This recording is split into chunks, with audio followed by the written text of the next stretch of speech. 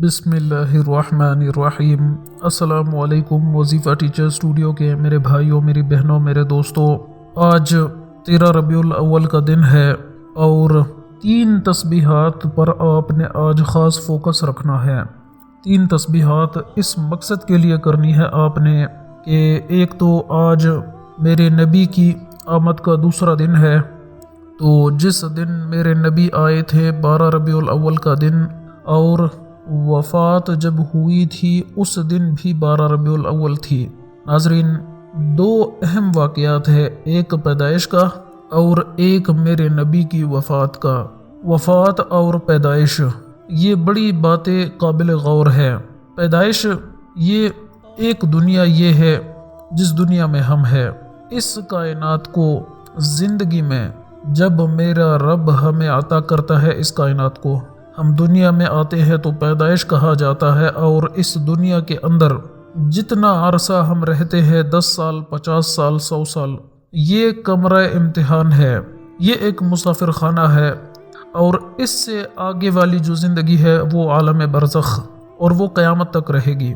क़यामत तक आलम बरज़ख की ज़िंदगी बड़ी लंबी है और इस दुनिया के अंदर रहने वाली जो ज़िंदगी है वो कम है, बिल्कुल कलील तरीन है। तो आप ये अंदाज़ा लगा ले, हज़रत आदम अलैहिस्सलाम कितना अरसा पहले इस दुनिया पर तशरीफ़ फरमा हुए, तो जब वो इस दुनिया से चले गए, वफ़ात पा गए, मौत आ गई, तो उसके बाद जब तक क़यामत नहीं आएगी वो आलम बरज़ख की ज़िंदगी के अंदर है, वो दूसरा ज़माना है, ये एक ज़माना है। और इसी तरीके से जो मेरे नबी की वफ़ात है, इस दुनिया से उस दुनिया के अंदर वो चले गए और वो आलम बरज़ख की ज़िंदगी है। लेकिन एक फ़र्क आपको बताता चलूँ, मेरे नबी की किसी के साथ मिसाल देता हूँ, मुशाबहत करना ये मुमकिन नहीं। उसकी एक बड़ी वजह है, अल्लाह रब्बुल इज़्ज़त ने आखिरी पैगंबर हज़रत मोहम्मद मुस्तफ़ा सल्लल्लाहु अलैहि वसल्लम को वो शान, वो इज़्ज़त और वो मकाम अता किया कि जितने पहले अल्लाह के पैगंबर थे वो दुआएं मांगा करते थे कि या अल्लाह हमें सिर्फ आखिरी नबी का उम्मती बना दे। उनको नबूवत अच्छी नहीं लगी, उनको रसूल होना, नबी होना, उसको उन्होंने तरजीह नहीं दी। उन्होंने तरजीह इस बात पर दी कि हम आखिरी नबी के उम्मती बन जाए। अब आप अंदाज़ा लगा लो कि इस उम्मत का कितना मकाम और शान है। तो मेरे नबी की पैदाइश का दिन और वफ़ात का दिन, पैदाइश के अंदर कुछ इख्तलाफात आते हैं, लेकिन वफ़ात कन्फर्म 12 रबीउल अव्वल का दिन है।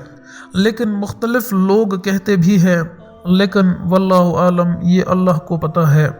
लेकिन हमने फ़कीरी इख्तियार करनी है, आजिज़ी के साथ रहना है। इन दुखों के अंदर, परेशानियों के अंदर, फ़िरका वारियत के अंदर, धड़ों के अंदर, तकसीमों के अंदर हमने नहीं रहना है। इंसान वो होता है जो अपने आप को आजिज़ रखता है, अपने आप को मिटा देता है, अपने आप को झुका देता है और अपने आप को सरेंडर कर देता है अल्लाह के सामने।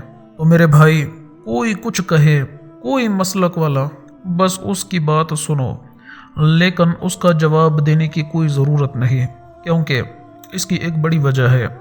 वो ये कि अगर आप जवाब दोगे तो फिर फ़िरका परस्ती जन्म लेगी, इंतशार पैदा होगा, अफरा तफरी का आलम पैदा होगा, फिर लड़ाइयाँ होंगी, झगड़े होंगे और परेशानी का आलम होगा।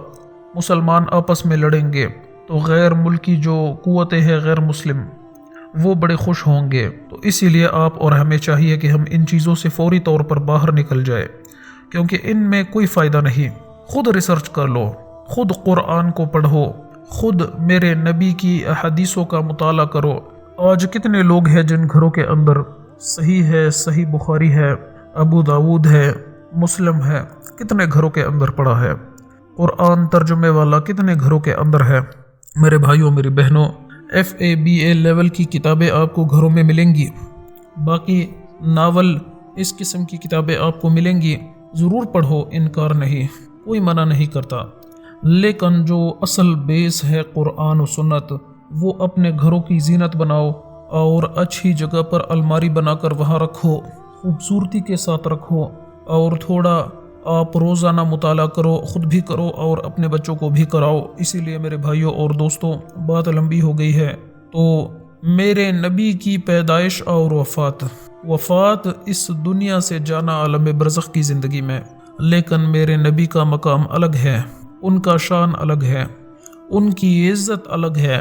اللہ کے بعد سب سے بڑا اگر عظیم رتبہ ہے تو میرے نبی حضرت محمد مصطفیٰ صلی اللہ تعالی علیہ وسلم کا ہے۔ اسی لیے ناظرین، اللہ قرآن کے اندر فرماتا ہے کہ میں خود بھی درود پڑھتا ہوں، میرے تمام فرشتے بھی پڑھتے ہیں، اے ایمان والو تم بھی پڑھو۔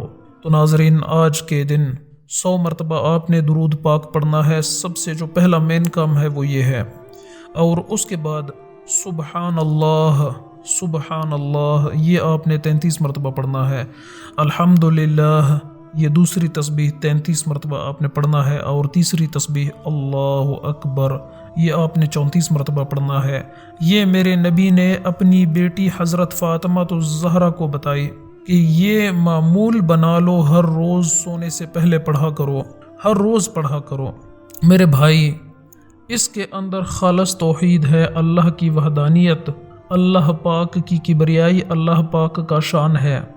جب انسان اللہ کو پکارتا ہے اور اپنے نبی کی زندگی ذہن کے اندر رکھ کر، ان کی محبت دل میں رکھ کر، ان پر درود پڑھ کر جب اللہ کو پکارتا ہے، تو میرا رب اس بندے کے دل کے اندر جو ایک حص ہے وہ دیکھتا ہے کہ وہ چاہتا کیا ہے، اس کی طلب کیا ہے، اس کی خواہش کیا ہے۔ میرا رب آپ کے بن مانگے بھی آپ کو عطا کر دے گا، کیونکہ اللہ تو وہ ہے جو آپ سوچتے ہیں۔